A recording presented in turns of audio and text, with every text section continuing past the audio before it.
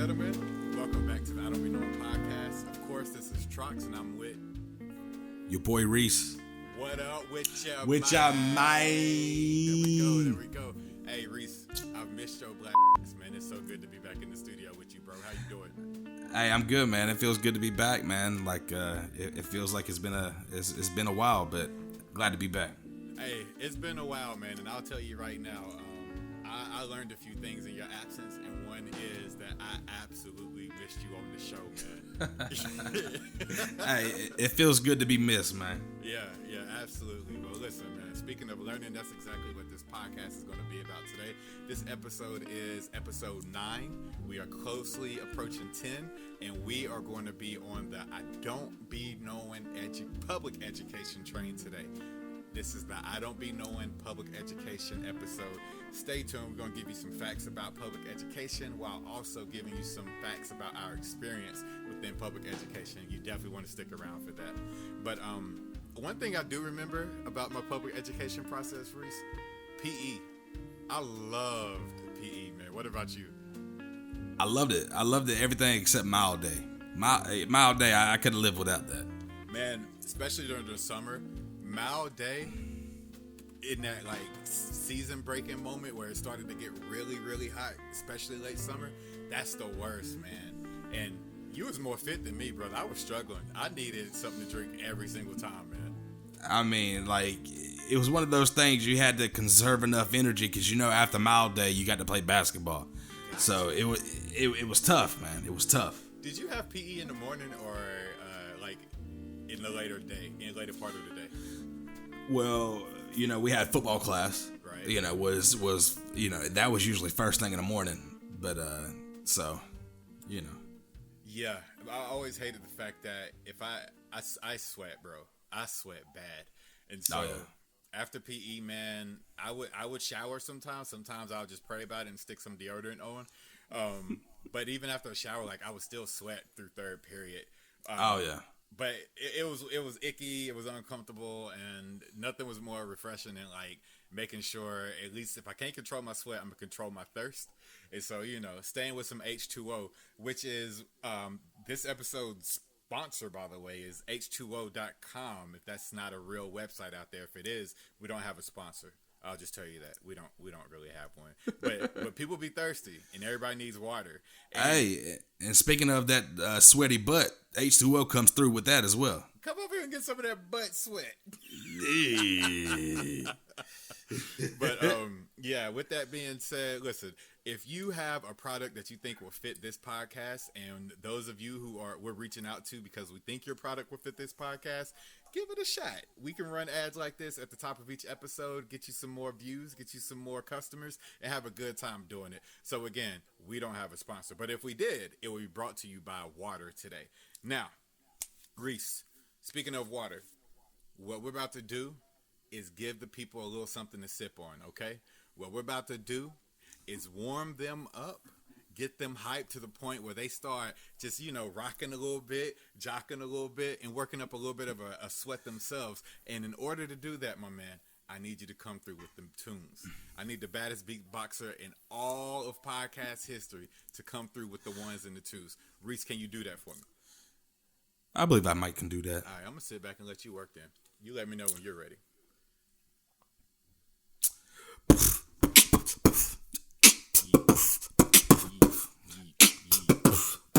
Probably off beat again, but it's the podcast. You are. I don't be knowing ye, but I'ma drop what I'm flowing ye. Going back to school today. Education podcast today. I think that should end it. Yep. Okay, we're good. Not my best work, but it worked. Yeah. Hey, yeah, it was good. Yo, we really need to get a show intro so I could quit painfully trying to. Come on. trying to watch you rock to the beat because I can't hear it thanks to Zoom. I think we should do it the other way. I think you should start and me try to fill in the rhythm. You know what I'm saying, that way. Maybe we try it the other way next time. Let's try it now. Then let's try it now. Okay. Let's try it now. Okay, you ready? All All right. right. I'm gonna mumble rap my way through this one. Okay. Okay. All right, hold on. So for those of you who can't see me, I got a different setup this week. I'm standing up, so I'm a little hyper. I got my Wakanda bracelet on. It's a story behind this, but it's very exciting to me. Shit's heavy as this joint's heavy as heck. But with that, I'm gonna try to freestyle real quick, but in mumble rap energy. Okay, here we go. Reese, I don't know if my rocking is like a timer for you, but this is the energy I'm going for. Okay. All right. Yeah. Ooh.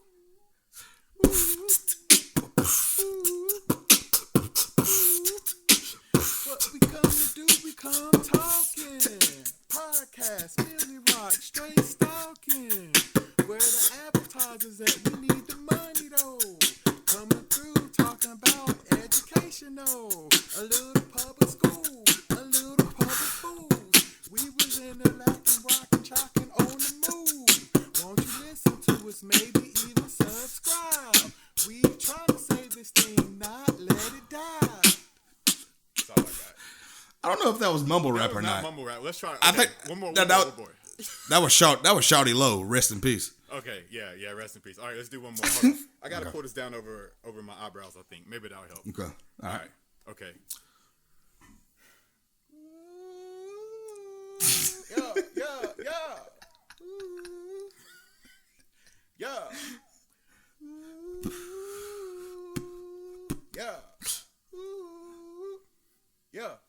Yeah.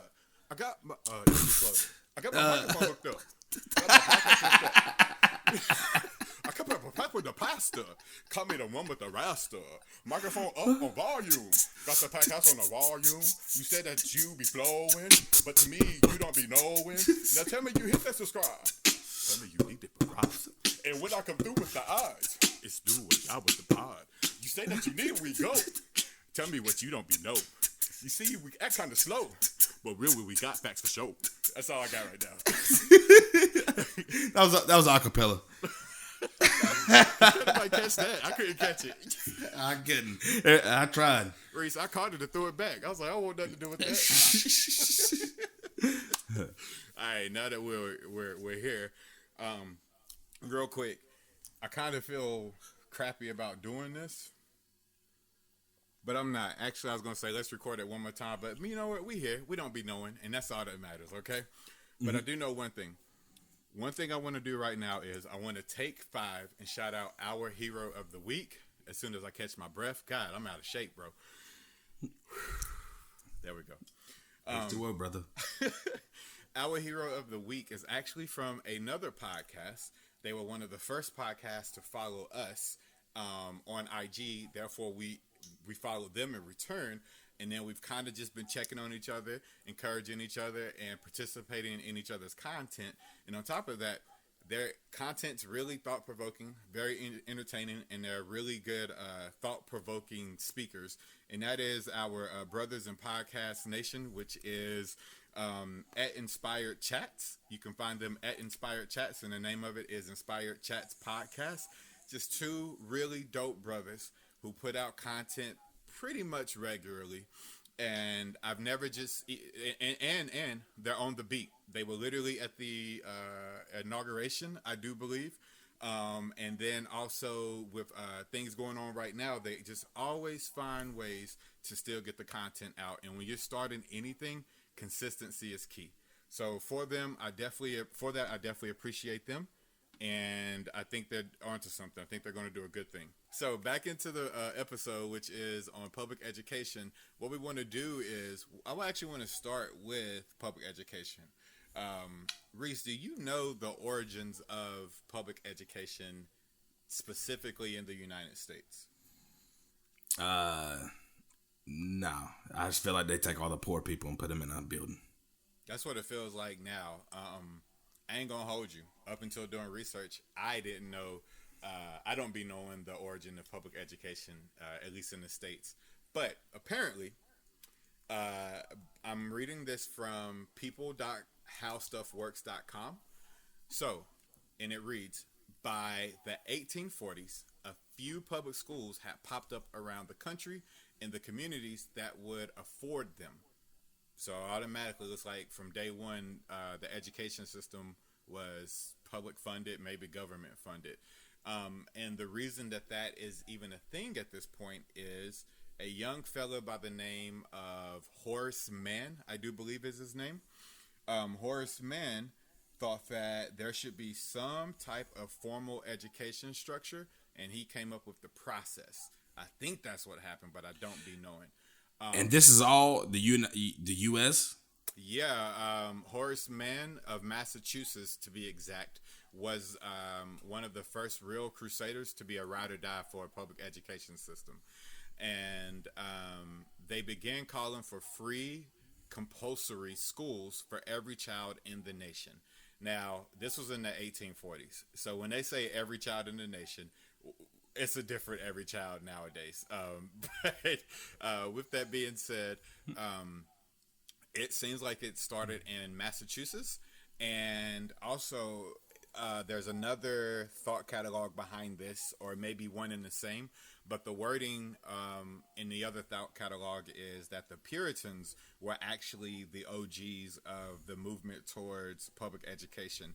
And their take on it was not only that there should be some type of environment that allows kids to go into a certain learning environment and pick up essential skills like reading, writing, literature, math, and some other trade skills at that point. But also, they wanted to reinforce their religious stances on things and their the higher morality on things. So it was kind of like the opposite of what it is now in a public setting, where it's religion and school are not separate. Religion and state are one and the same. And the Puritans were pushing that movement way back when. So the other cool thing that I discovered when getting into this just a little bit was that Thomas Jefferson was one of the earliest thought leaders to say not only is public education a good thing, but maybe the government should pay for it. Maybe the government should fork it up and pay for it through taxes.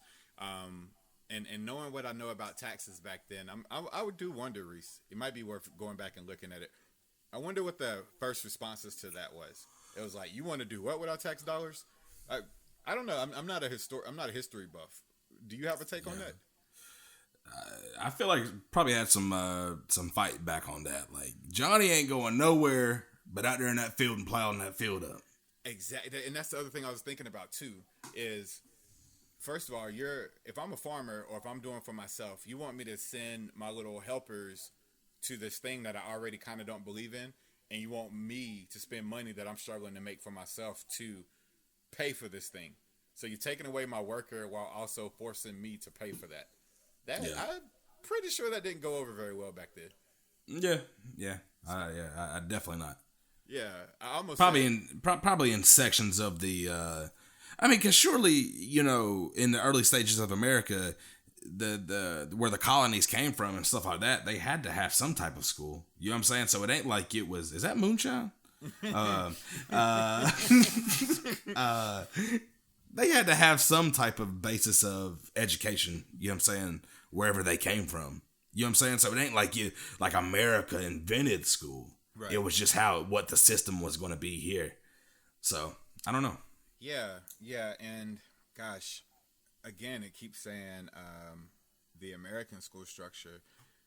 I'm wondering if they're trying to credit Americans as the first country to actually force public education, because there was a time where you didn't have to go to school, but now I think it's saying that by 5 years old, every kid has to be registered in some type of formal education process. I'm sure it went by class as well. I'm sure upper class was schooled up, you know what I'm saying? But the older, not older, but the poorer class of families and stuff like that, they just had to get it how they lived, you know what I'm saying? So there really wasn't no time for school or whatnot. But then you watch Little House on the Prairie, they had that little school, you know what I'm saying? I didn't watch Little House on the Prairie. I ain't gonna hold you. You used to watch Little House on the Prairie? No, that's what somebody had told me. No, I'm not. No, Reese, did you used to watch it for real? I growing up without cable, you watch what was on. The only time I turned off the TV is when I heard that MASH theme song come on. Man, me too. When MASH came on, it was raps. It's over. It was a rap, bro. Like, this day is over. Yo, even the MASH theme song was sad. Wasn't it like... Yeah, that doggone helicopter. Get your helicopter out of here, man. Don't come be delivering the news that it's time for me to go to bed. Don't drop that on me right now in the helipad. I feel like that was like Sunday afternoons, you know what I'm saying? Like, after the football game or something. I don't know. Yo, it was just terrible. I remember MASH coming on after like Mad TV on Saturday nights. It would be yeah. No, it would be after Tales from the Crypt, honestly. It would be my little Saturday night was kind of lit for a little kid, man. It was like cops out there watching everybody do stuff I didn't do. Eating pizza and drinking ginger ale out of the glass bottle because we thought we was drinking beer. So it would be watching cops and then America's Most Wanted, which would scare me. Man. They used to scare me. I hated America's Most Wanted. I hated it. And Let It Be a Fugitive from North Carolina, boy. Every time I would be freaking out. Yeah, I remember specifically like having some form of little kid anxiety after watching that every time. I would get up and go lock every single door. Oh yeah, because I remember like in the summertime we like leave the front door open, and we lived like on some land, so it was like dark. You know, we didn't have people around us, and if they were that close, they wanted something. Yeah, like they wasn't studying my little family, but you couldn't tell me that. And then, man, my mom always had 2 dogs. She always had 2 dogs. Let America's Most Wanted be on, and them dogs start barking in the background, bro. You talking about a shook one? They was talking about me. I was shook. Oh yeah. Oh man. Ain't no such thing as halfway crooks, but hey, I'm going. Hey, lock the door. Man, lock the door, lock the windows, hide under the bed. Don't say nothing. But yeah, I would watch that every week and be freaking out. And then I feel like Mad TV would come on, and then I would switch over to CBS and watch Tales from the Crypt, and then go back over to Fox every time, and it was MASH. Like I was expecting something new every time. Yeah. But yeah, the worst. MASH. How many? Did you have cable? No. So you didn't have cable. How many stations did you have? All right, let me try to do the call out. Okay, so start on channel 2, right? CBS, PBS, Fox, NBC. There was a weird half channel like on channel 16, and then it would go to WB, CW, UPN for a little while. They kept switching that up. Then it would go to weird whatever channel 45 was, and then 48 was like the UPN for a long time. Yeah. We never had NBC. We never could pick that up, but we had Channel 2, PBS, Fox, and then you remember PAX TV? No, did I miss something? You don't remember PAX? It was like it was supposed to be like a family station. It used to play like Seven Heaven, was it? Seven Heaven? Oh, kind of, yeah. And they had like the 700 Club. But yeah, then it had like Touched by Angel and all that other stuff. I used to mess with Touched by Angel. I ain't gonna hold you. I watch Touched by Angel every now and again. Man, Touched by Angel, but all them shows that I probably wouldn't be watching if I had other things to do. Ain't nothing gonna hit you like In the Heat. Oh boy! The night. Yo, Heat of the Night was different. I feel like I'm about to start sweating now. I don't feel like you can watch Heat of the Night and not have some sweat. You know what I'm saying? Like, why was he always sweating? That was always it's the heat shoddy, of. They try to tell you it's the heat of the night. All right, let's get back on. I'm sorry. That was a little bit of a public education right there for me. So. That was my public education. Was public TV.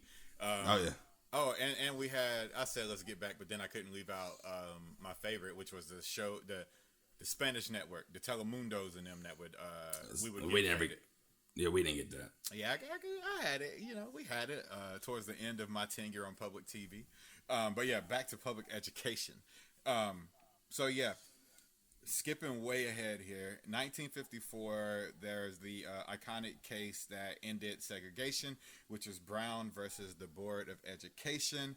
And that was only 67 years ago when we sit down and do the math. And it's kind of crazy that even though desegregation has ended, for the most part, because some of it's just rebranding it, right? With zoning and districting. Yeah. But for the most part, it's ended, and now we're dealing with what I would say is a less than perfected version of public education. And this is a child of teachers in the public education system. This is an adult who participated in the public education system. And this is a coach and a parent who has kids in public education, and a coach that coached high school basketball for a public school. And I'll tell you, before COVID, it wasn't really working, and it's definitely not working now that COVID's a thing. What's your take on that, Reese? Yeah, man.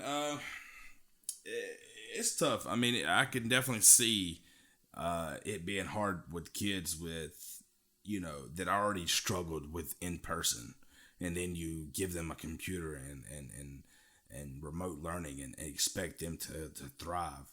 But I can't say like with my kids, like everything's been staying on the up and up. My son actually made straight A's for the first time during like remote school. So, I mean,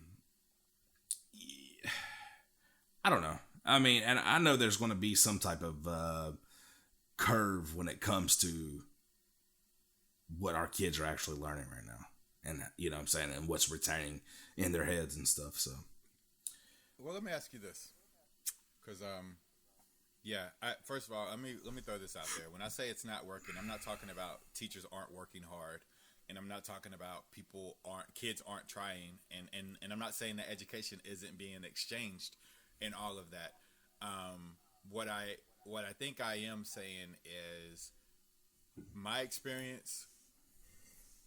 From my experience, I don't think my public education trained me for life. Mm. I feel like it just gave me insight on what the next. It taught me how to study. Yeah. And I did learn in public school. Matter of fact, I know on the docket we're going to talk about who our favorite teachers were. I learned a lot. I was introduced to a lot of educational opportunities in public school, but at the same time, I wasn't really given the freedom to explore a lot of that stuff because we were always being pushed to the test, is what it felt like. And now that I am a parent, with my twins graduating in a month, Reese. They turned the big 1-8 a week ago. Shout out to my kids. I don't know if they want me to say their name, but I'll say Eminem. Shout out to you all. You all make me proud every day. You all challenge me every day, and I'm just excited to see what's next for you all. So kudos to you. Shout out to you. And senior year is not lost. We're going to figure it out. I love you guys. And also to my youngest kid who didn't have a birthday and who isn't graduating. He's like your kid. First time making AB honor roll during COVID. Was during COVID, and I'm stinking proud of him. He ain't put all A's out yet, but we getting there. But with all that being said,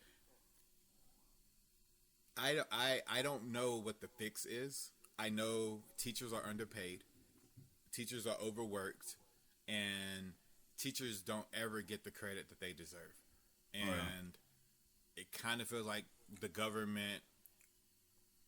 There's a lot of theories as to why that is, but it really does feel like the government isn't creating. If COVID did anything, that's where I'll go. If COVID did anything, it's showing that the government seems to be more concerned about the economy versus educating people so that people can maximize participation within the economy. It's kind of what it feels like. Yeah. And now that you're seeing like your kids' curriculum and you're thinking about your public education experience, what's your opinion on that, if there is one? I mean, boy, when all this started, man, it was rough. It was rough, getting these schedules down, teaching your kids to sign on, know where to be at a certain time. That was tough, and didn't expect us to know it and understand everything, because heck, the teachers didn't even understand it a lot of times. I don't know, man. It's I feel like they I feel like it's been a evolving thing. Like I feel like they're getting better than when it first started, you know. But I really don't know how to answer that, man. I really don't. Okay. But I mean, all I can do is hope that, you know, that things are sticking, and it's not too far off from what normalcy is. You know what I'm saying? At least, you know what I'm saying? Not even saying normal is perfect, but I don't know. It's a work in progress, man. Yeah, I think if there's nothing else that has been exposed to all of this, it is the importance of a good teacher. And when you think about it, a teacher has prepared probably the summer before, if not the year before, to teach a very specific way, and then that gets ripped out from under them. The kids are conditioned to learn a very specific way. That gets ripped out from under them. And suddenly we're all scrambling, trying to figure out how to make this thing work. Like, honestly, shout out to the parents who are doing right in this situation. But shout out to the teachers who are doing right in this situation. Finding ways to still make it fun, still make it educational, and not just throwing it out and saying, what can you do? Especially because if there's anything else, these kids are now seeing, like, these teachers ain't just characters that show up to school. They got lives, too. They got little babies in the camera while they're trying to teach, too, you know? So, I mean, you think about it, man, and maybe me and you, I'm not exactly sure about your whole situation, but do you think about, like, some of these kids that have two parents or maybe even one parent that can't work from home, that can't, you know, and you gotta think, man, like I remember when it first started and like making sure like Google and Zoom was working right, and I'm sitting there looking at the class and stuff, man, and some of these kids, man, were unsupervised, and you could tell because it was almost like a show and tell class. You know what I'm saying? Like you got kids with just doing outlandish stuff I would have been doing if I would have been Zooming. You know what I'm saying? Not going to front, but but you got to think about those kids. Are those kids getting everything that they can get out of this? Yeah. Because this is, and a lot of times they're being left unsupervised. And as a parent, I mean, you gotta provide, man. You gotta provide. You know what I'm saying? And hope. And so, I mean, we're blessed to be able to, you know, I have a weird schedule. So some days I'm off during the weekend, and then Amy's been able to work from home since it started. So it's helped that we have somebody at home. You know what I'm saying? So. Yeah. We've been, my wife just went back to work. She's been working the whole time, but she's been able to work from home. She just went back into work maybe a month ago. And our kids are older. We got 18-year-old twins and 16-year-olds, so it's different for sure. I couldn't imagine how much of my patience would have been tested if they were still in middle school or even elementary school, because even in high school, it was frustrating in moments. But yeah, well, you know what? You brought up a really good point, man, and it is a bit of a show and tell situation, and our school district out here got in trouble because they were not counting attendance if the kids' cameras weren't on, and then I thought I was kind of a little torn on that rule because it was just like, how you gonna what if they don't have a house that people need to see because everybody's economic situation is so different. I remember specifically there was a kid who had a rotted panel above their head in their bedroom that was exposing the insulin to their roof. I was like, that kid doesn't want to be on camera. That's rude as hell, you know? And you don't want to judge a kid by its cover, but he did kind of seem like the kid that people would have not been very nice to in high school already. And now you're putting this inside of his home. You know what I mean? So anyways, I don't have a fix. I'm not judging. And I will say that I could have tried harder, but learning what I've learned as an adult, there's still a lot of room for the education system to be more beneficial. There's so many things that public school could have taught to have us ready coming out. Not saying that we would have listened, but they still didn't teach us how to. And I know like checkbooks they stink pretty much. Yeah. I don't use one personally. Yeah. But teaching us about credit, teaching us about this finance. I mean, and I know we talked back with that with Natasha on our finance class. Natasha, that was episode. I don't be knowing money, whatever number that was. I don't be knowing what episode that was. Look it up. But those are things that need to be learned, like changing a tire, paying bills, how to get water turned on, how to, get, nutrition, everything, and I think that's more important, I would say, than what is X, Y, Z equal to W. Yeah. You know what I'm saying? I don't remember that. Yeah, because if I'm not showing signs in 8th grade, 9th grade that I'm taking to a higher version of math, then maybe I need a lifestyle math. Maybe I need a everyday kitchen math. I don't know. Like, definitely I shouldn't be in like pre-calculus or trigonometry when I'm struggling in regular algebra, bro. Like, come on. Yeah. But it was rough. It was shit. rough. I didn't get past algebra 2. Algebra, and I had a couple tries at that. Yeah, I can't remember where I capped out in high school in math, but I know it wasn't pretty, man. Math was the only subject in school, in high school, that I actually really tried in and couldn't get above like a C. When I got to college, I got to it pretty well, but even in college, I only did okay because my homegirl was really sharp at math, and she was able to break it down to me in dummy language. I'm really not sure. I feel like I was coasting, especially in high school. Like, I didn't care. You know what I'm saying? Like, I didn't think about things like that. Maybe I was just still small town, not thinking about things like that. Gosh, some things I'm about to think about. Okay, well, maybe we come back to that, because I don't want this. I promise you all, we did not sit down and be like, let's do a heavy podcast today. We tried to do the opposite. So yeah, let's get back into the opposite direction. We just be talking. Huh? We just be talking. We just be talking. We be getting it off our chest. Yeah. All right, Reese. So what was a really good high school experience that you had?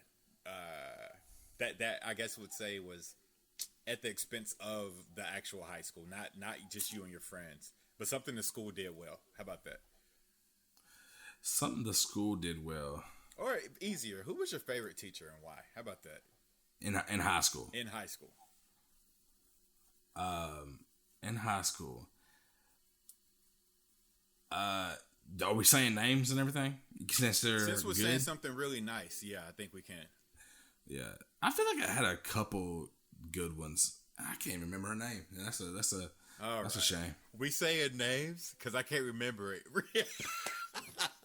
Now that I know the one, Mr. Page, English teacher. Yeah, I always had like a pretty good time in his class because I feel like it was the most different class I've ever been in, just because he was a different type of teacher. You know what I'm saying? And I think it kind of like opened the boundaries of the classroom and made it where it wasn't so stiff. You know what I'm saying? Like it kind of loosened it up a little bit. That comes to mind first. I always heard good things about him. I never had the privilege of having or pleasure of having Mr. Page. What do you think made him different? I think just like I said, just out of the norm. Yeah, but what does that mean? Like, what's an example of out of the norm? I remember because he was an English teacher, and I remember, and we were talking about some type of storytelling and stuff like that. But then he related it to music, and like our homework was to find a song that that was a storytelling song. Like if you listen to the song, it told a story. It wasn't, all over the place and stuff.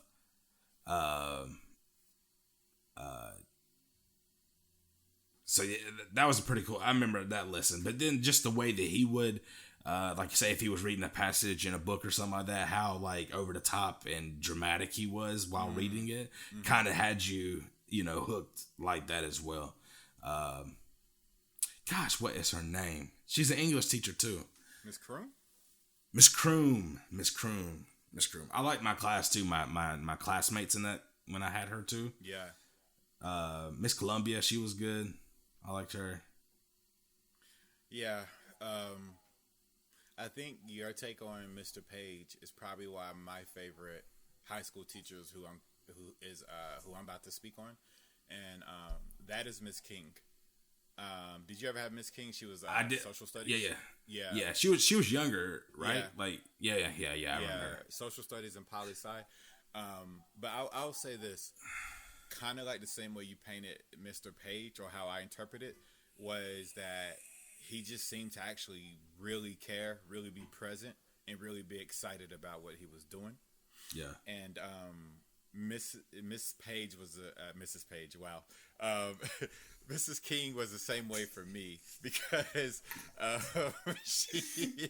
it's in my head. No, I'm sorry. Nothing. Go ahead. Yeah, let me not bury those two people. Sorry, but Mrs. King was the same way for me. In the sense of, she took a topic that I couldn't care less about. To this day, I'm not big on politics. I got my opinions. We can do that later. But she took a topic like that and made it so interesting. And she spoke passionately about it. She found engaging ways to present the information. She was grounded, like you said, down to earth. And then she came up with really cool projects. Like, I remember my favorite project in her class, and it says a lot because my memory's so trash, but one of my favorite projects in her class was we had to shoot a campaign video as if we were running for president. And she went into like views and opinions on how targeted advertising, even back then, was so weaponized when trying to get on a presidential campaign. And we had to like kind of incorporate some of these tactics in ours. And Lord, Quinn, Quinn's always been big into like media production. Me and Quinn ended up in two different classes. He was in AP, I do believe, but we ended up like helping each other finish our projects. And that was like one of the funnest projects. That was one of the few times I turned my work in early because I was so excited to do that project, right? Oh, yeah. But Miss King always comes to mind. Another really good teacher I had was Mrs. Davis. And Mrs. Davis was a biology teacher from Randleman, I do believe. And she was just, it's that thing where they're a good teacher, I guess, but on top of that, just so cool. Just like, I don't care. Like, that's what you're going to do. That's what you're going to do. Not my grade. Like, what? Couldn't get that woman angry for nothing. And I was in there with, I don't know if you remember a kid by the name of Roger. I was in there with Los. I was in there with, I think, Tyson.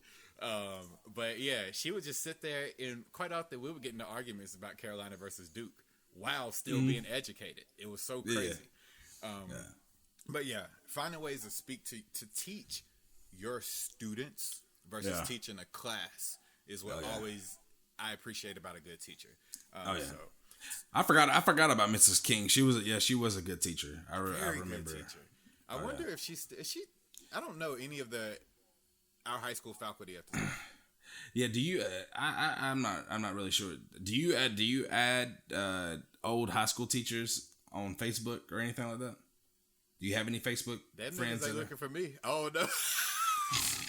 I don't think so. Here I go. Hey, Alex, you forgot to turn this shit in from. Oh, excuse me. Sorry. This podcast is washed. We're not going to monetize this one. Do your thing, bro.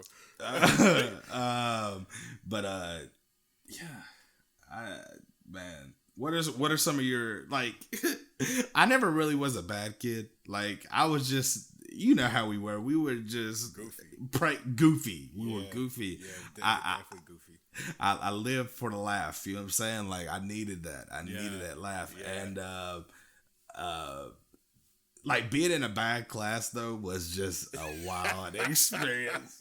Like, actually being in a class with people that did not give a damn.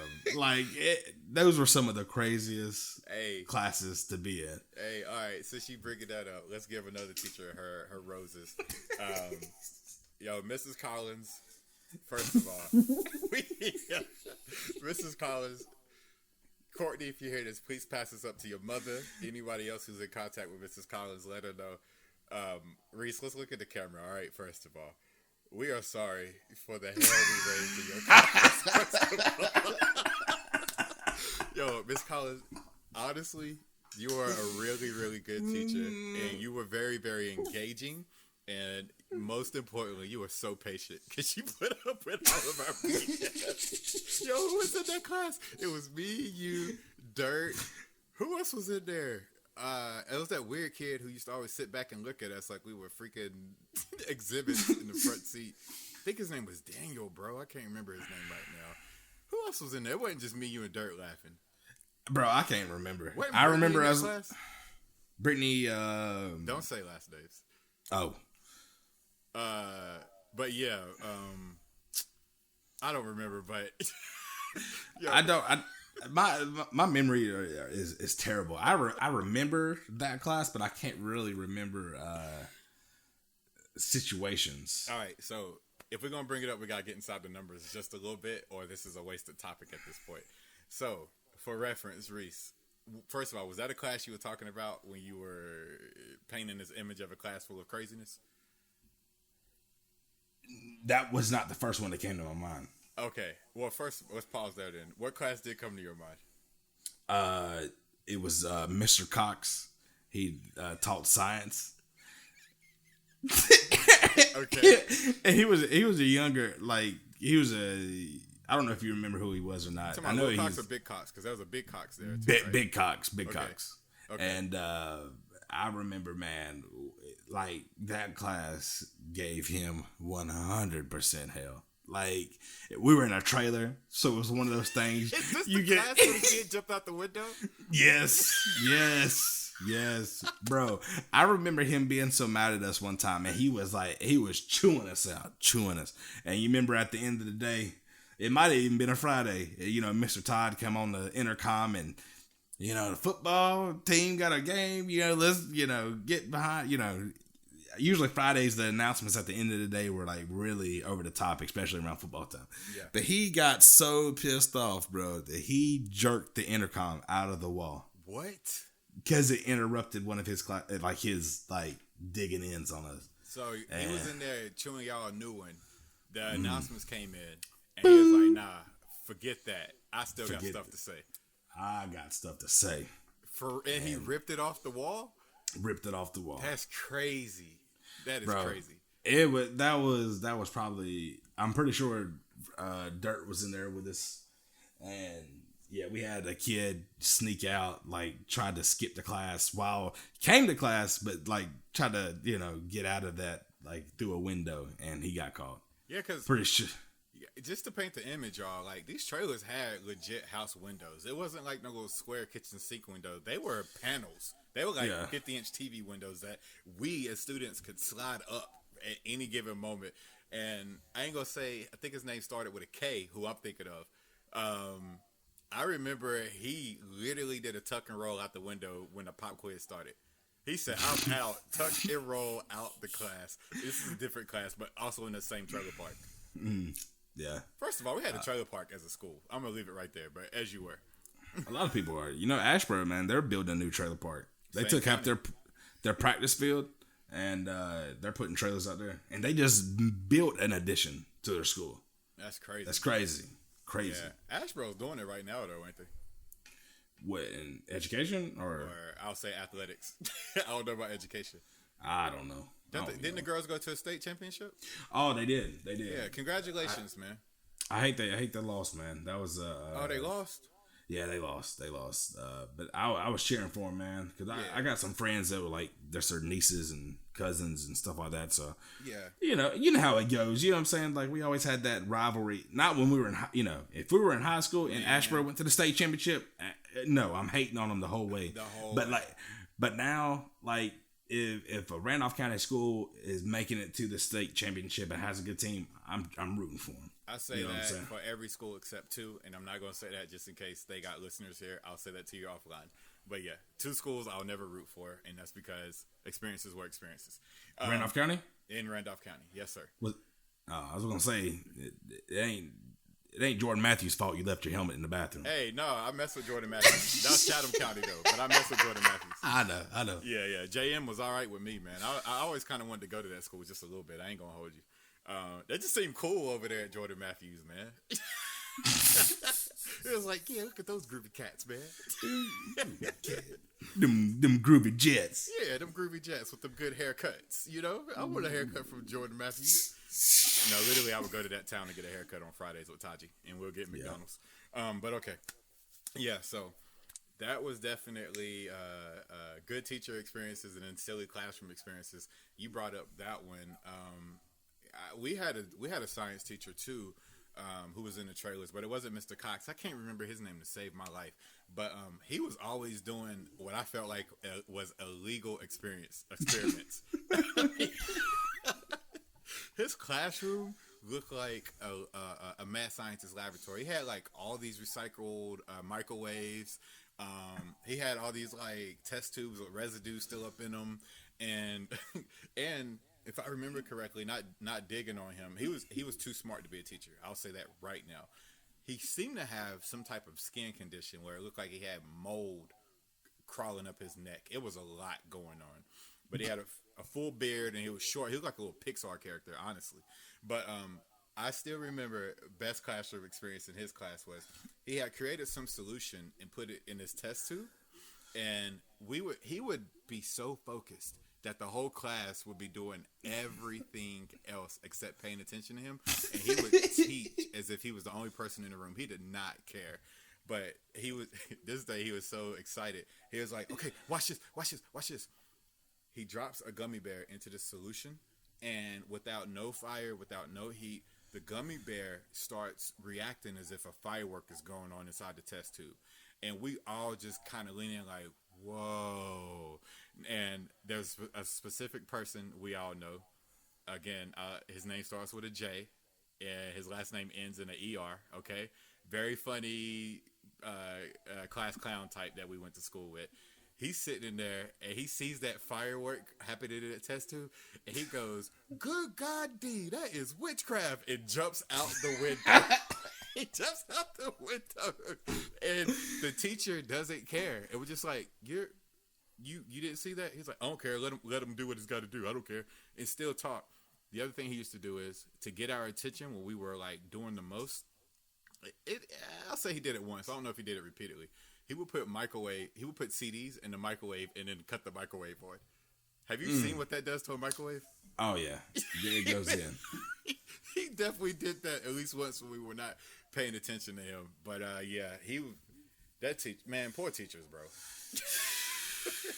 Bruh. So, I don't know if that means.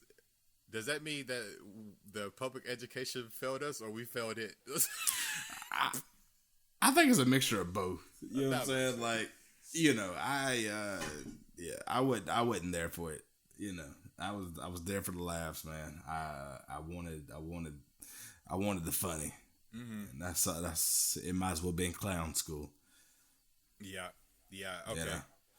So, that's bad. So Reese is trying to play y'all right now. I ain't gonna hold you. He said he was there for the funny, as if he wasn't the funny. Let me tell y'all about Reese, all right? Especially in Mrs. Collins' class, since we brought it up. I don't know what you're about to say, so lay it on us. Let me tell y'all what Reese would do, first of all. So Miss Collins got hip to us. What we used to do was we would get in class, sit together, and giggle the entire class while Miss Collins would do her thing. And it was the last class of the day. It would literally break out, and then we would go to football practice. Am I remembering that correctly? Yeah. Okay. So it was like 4 or 5 football players in that classroom. And once she broke us up, we couldn't giggle and help time pass, and we actually had to start doing our work.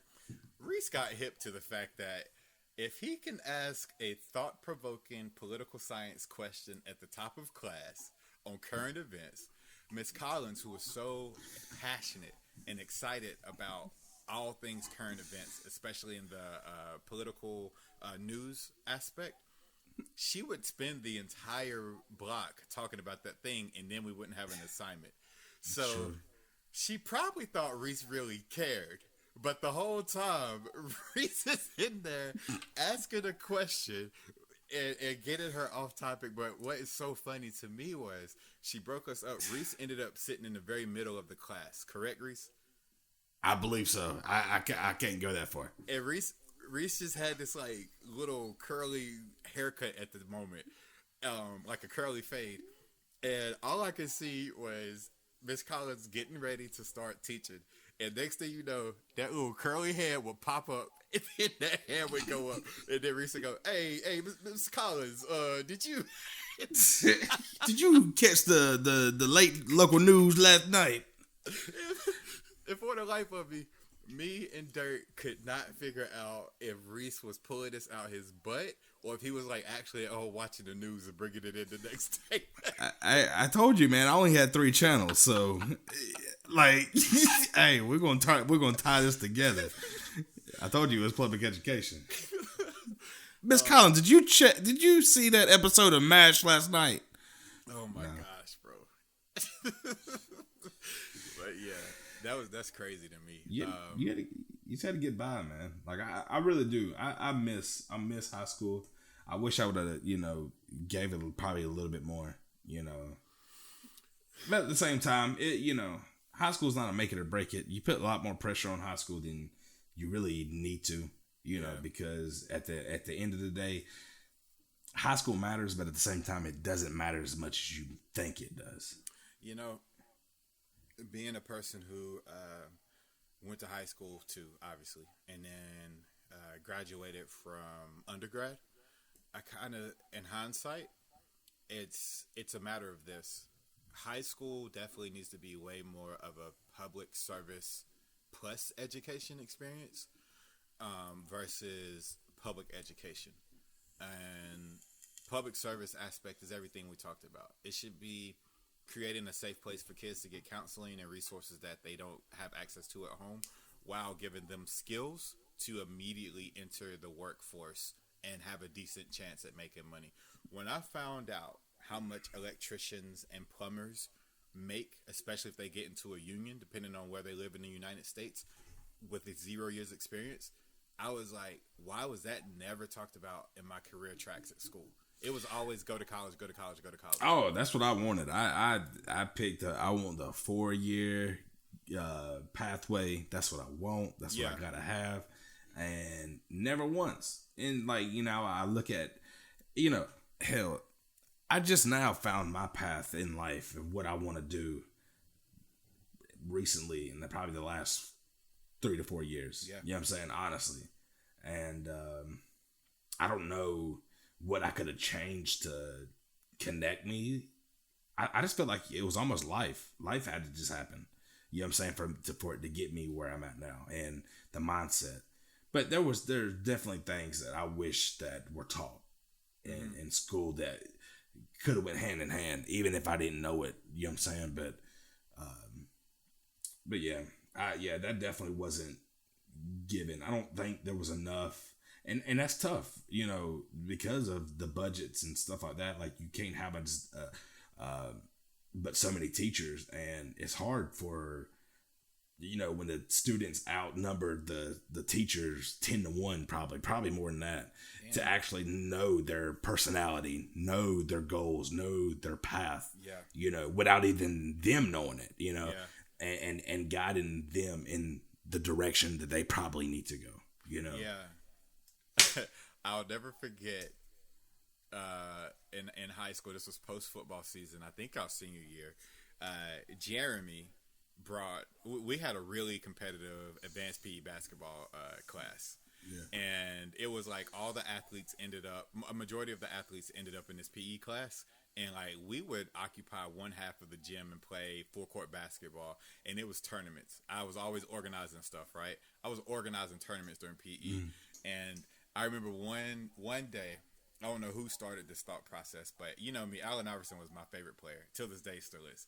I was like, I ain't gonna play good, but I'm gonna look good. So I had the headbands, I had the sleeve, I had the Reebok answers, I had the whole shebang. And then I kept wearing it to PE, and then other kids in class started wearing it to PE. Their favorite players to PE. And then Jeremy, who had a stock of jerseys, because between him and Brandon, they had every player who ever played any They sport. might have hung to your knees, but they were jerseys.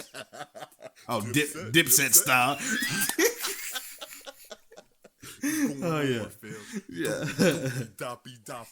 But yeah, Jeremy brought a trash bag, like a 15-gallon trash bag full of jerseys, dumped them in the middle of the PE locker room while we were getting dressed, and he was like, "We're going to play in jerseys today." So I was like, "Okay, bet." We started playing music in the locker room. People were picking out their jerseys, and then when PE started, I can't remember which teacher it was. I think it was Coach, not Arrington. What was the quarterback coach? The tall guy. Anchor. Coach Anchor let us come out and parade around the gym and like take a lap in our jerseys. And all the kids cleared the court, got in the bleachers, and sat back and watched us idiots run a full lap in our jerseys like we were about to do warm-ups, and then watch the game. Yeah. It was one of the best moments in our lives. We felt like little country superstars for that like 5-minute window. I'll never forget that moment. That's crazy. I wish things like that were video, man. I do too. Could you imagine, dude? Like, I wish we would have been viral for that one, man.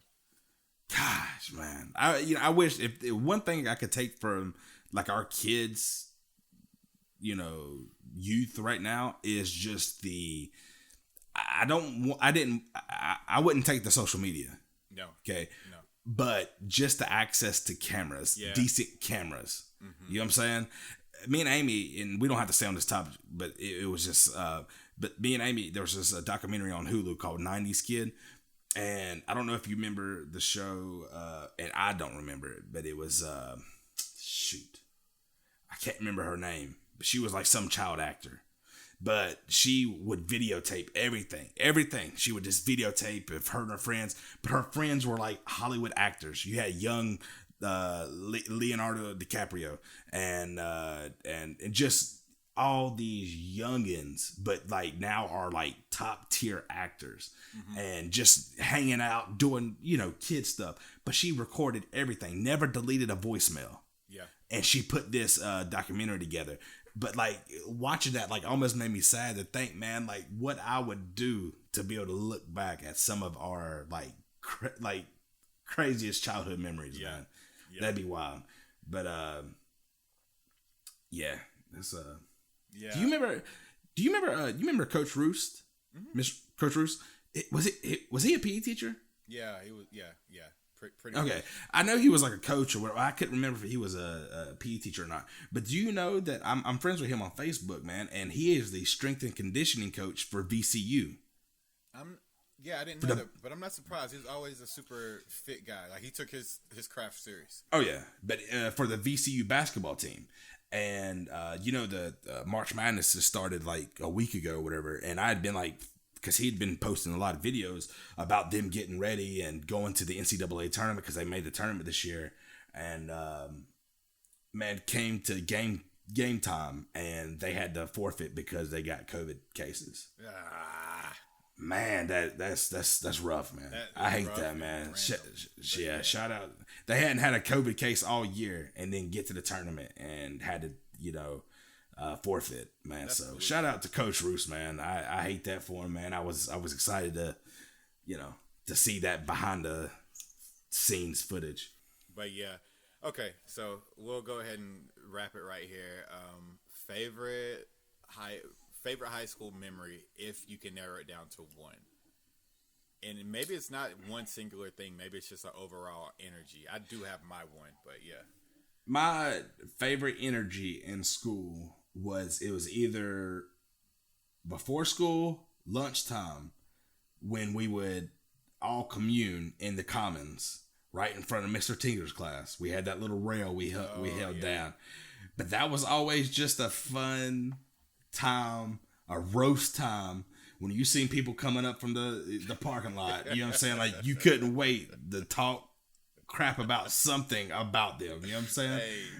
And that's just where everybody gathered. That's where, like, it was just that's where the boys were. You know what I'm saying? Like that's where everybody was, man. And that was a fun time, man. When you walk into school, the bus parking lot was on the other side, but still, you could see almost everybody coming in up that parking lot, and it was just like a collection of all the personalities in the morning, and you had people exchanging snacks, honey buns. You have people talk breakfast pizza. You have people breakfast pizza. Come on, now, they did something right. It was that breakfast pizza. But also, it was a fashion check. You know, it was what's everybody wearing today? What shoes are you wearing today? It was also video game check-in for the gamers. It was what happened to y'all last night? What happened to y'all last week? If it was a Monday and if the football team lost, which we rarely did, basketball team. It was just that section. It was the meetup. You know, it was it was the porch, depending on what type of neighborhood you grew up in. But I still remember my cousin and Eric Davis till this day. I'm going to punch you in your stomach every time I see you. I thought I was so fresh one day, bro. I ain't going to hold you. I just had my hair just got long enough to start wearing cornrows. Big old baggy t-shirts were still a thing. The baggy shorts were a thing. And then I was wearing ankle socks because Hoopers wore tube socks back then, I feel like the crew socks. Like the slouch socks. Yeah, and I felt like the football players wore like ankle socks for some reason. I don't know why socks were important. At least that was my little observation. But I had black on black on black with black and gray Iverson answers. I don't remember if it was the 2s or the 3s, whichever ones he wore during MVP year. And I was clean. The only thing gray on me was the Reebok sign in my wristband. Everything else was black. Eric looked at me, and I had the fresh cornrows. I ain't gonna hold you. Eric looked at me and said, "Damn, cuz, how many shades of black you wearing today?" I was like, I looked and I was like, "Didn't nobody hear that?" I know I got 3 different shades of black. Oh, didn't nobody hear that? Man, Javon saw me. Javon and Ryan saw me and they went in. Ryan just said, "Ah!" Taji saw me. You know, Taji's always been nice. Taji's like, "Yeah, that's a lot of different blacks, bro. I ain't gonna hold you." But yeah, they ragged on me, man. That was my first time being the victim. I normally just laugh at people, and I was like, "This isn't that fun." I don't like. Oh yeah, you never wanted to be on the receiving because it felt like everybody gang piled on you. You know what I'm saying? Like you could, it was a gauntlet. You know what I'm saying? You might be able to fight back with one of them, you know, verbally, but somebody else would come back and tag team off the rope. And what? I promise you, I was never good at giving it back either, because they would be like, Trox, you got 3 different shades on, boy. You look like 3 different seasons of the night. You look like 3 different time zones or whatever. And, you know, something like that. And I'll come and be like, "Oh, yeah, well, that's why your mama can't afford a car, nigga." Be like, whoa. Like, that's what we doing? That's how we shoot back? Wow. I swear, man, my first job, majority of my paycheck was spent on CDs. Like I lived in FYE. Yeah. And I would go to that little hood store in the mall and I would buy me those 5X white tees. And I would pop one every day before I came to school. Really? That's all I wore. A new white tee every day? You was pretty fresh, though. No, I was not fresh at all. It was not fresh. With the white tee. Your white tee was crisp. I mean, but yeah, you look at that now. That was nowhere near fresh. But like, I would keep white. That's all I wore was white tees. Yep, in my white tee. Listen, Reese had hella white tees. He would have jeans, or he'll have not checkered. What are those shorts that had that pattern on them? They're like old man golfer shorts, but they were long and baggy. Yeah. I know you're talking about. That and khakis. That was Reese right there. Reese looked like a character out of Recess. Like, it was the same outfit. You knew it. It was signature. But like a character on Recess, your white tees were never dingy. That's what I'm saying. Like, you was fresh in that way for sure. Oh yeah. I mean, they had to be new, man. Hey Reese, I gotta give you credit too. What's that? We're gonna end right here. We're gonna end on a super high note. Okay. First, 2 things. Gosh, I suck at ending. All right. So, my mom always bought our clothes, and from kindergarten all the way to high school, probably freshman year. my mom always bought our clothes. She always brought practical clothes because me and my brothers were rough. We were little outdoors country kids. And we had red clay. Red clay does not come out of anything. We didn't have mud. We had red clay in our backyard. So when I got to high school, I was like, Mom, I really want to dress cool. She was like, okay, what the heck is cool? I was like, I don't know. Let's go to the mall and find out. And we never shopped at the mall. We always shopped at Kmart, Roses, you know, all these like economically friendly places, which made sense. Oh, yeah. But long story short, I remember Belly had came out. And I went and I got this collar shirt that looked like the one Buns was wearing in Belly. I had some shiny wrapper jeans on, you know, the platinum jeans, platinum denim. And I had these really, really tight off orange Timberlands that matched the shirt perfectly. They weren't Butters, but they were Timberlands, and they were just a different color. They were so hard. And they had the little Timberland tag on them. I came to school. And I had this little fake long necklace on because back then long platinum necklaces was in. It wasn't these short choker joints. Oh, yeah. I came to school. I walked in. We always had PE first. I walked in, super fresh, cornrows tied all the way back. I finally had hang time. And Reese came up to me. He was like, oh, okay, Buns, okay, Belly. You know, like he was bigging me up in front of everybody.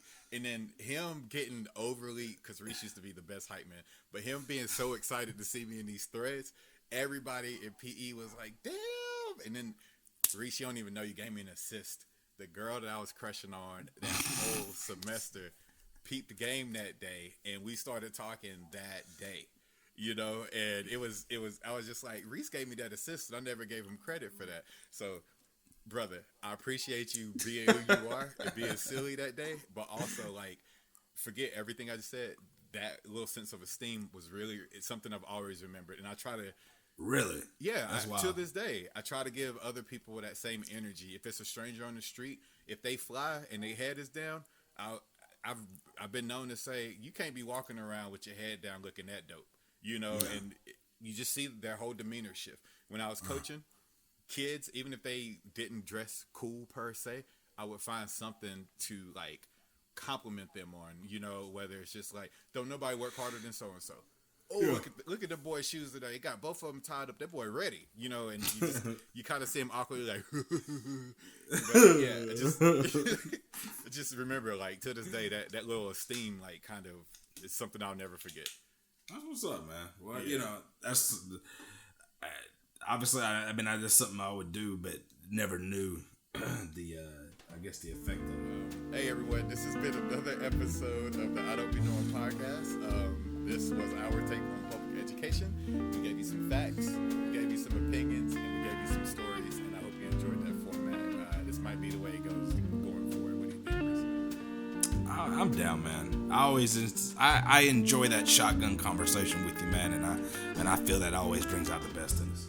Yeah, shotgun. All right. With that, ladies and gentlemen, if you don't already follow the podcast, make sure you do it. Make sure you follow my homie Reese as well. Reese, what's your at? It is at your boy _Reese, I believe. So. I don't mean no. He don't mean no. But either way, I tag them to everything that our podcast posts, and you can follow us at idon'tbeknowing on all platforms.